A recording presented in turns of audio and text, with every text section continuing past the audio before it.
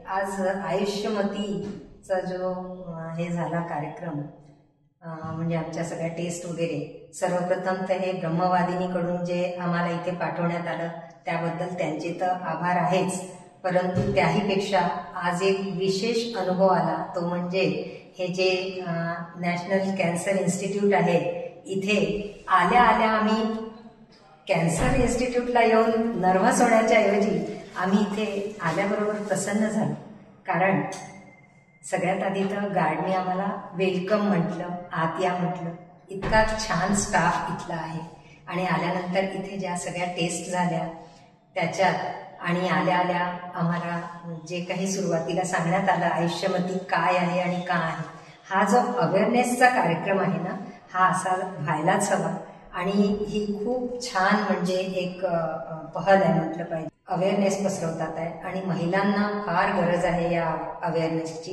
कारण महिला ज्या आहेत त्या स्वतःकडे खूप दुर्लक्ष करतात. आणि आज विशेष म्हणजे मैथिली मॅडमच्या काउन्सिलिंग सेशनमध्ये आणि जेव्हा आम्हाला त्यांनी तपासलं त्याही वेळेला अगदी एकेकाला वैयक्तिकदृष्ट्या त्यांनी जे समजावून सांगितलं ना, ते खरोखरच तारीफ करण्यासारखं आहे, कौतुकास्पद आहे. आणि या सर्व गोष्टींसाठी मी इथल्या स्टाफला सुद्धा खूप खूप धन्यवाद देते. आणि आमच्या या देवयानीताई आहेत जोशी, यांनी पण आम्हाला वैयक्तिकदृष्ट्या एकेकाला खूप मदत केली आज सगळं सांगण्यात. आणि पुढेही कधी आम्ही आलो तर आम्हाला अशीच मदत मिळेल असं पूर्ण स्टाफकडून, देवयानीताई आणि मैथिली मॅडमकडून जे आम्हाला सांगण्यात आलं, खूप छान वाटलं.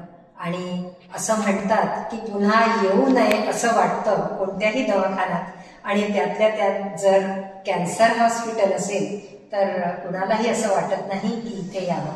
परंतु खरंच सांगते, जर कधीही एकतर कुणाला कॅन्सर होऊ नये, आणि जर दुर्दैवाने ही वेळ आलीच तर NCI मध्ये येऊन आपली योग्य वेळीच तपासणी करून घ्यावी.